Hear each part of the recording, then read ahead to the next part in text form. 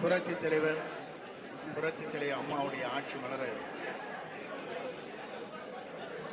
எல்லோரும் எல்லாம் பெற வேண்டும் என்ற நோக்கத்தோடு இங்கே வருகின்றிருக்கிற உங்கள் அத்தனை பேருக்கும் கோடான கோடி நன்றி மலர் உங்கள் பாதங்களுக்கு நான் தெரிவித்துக் கொள்கிறேன். நன்றி, வணக்கம்.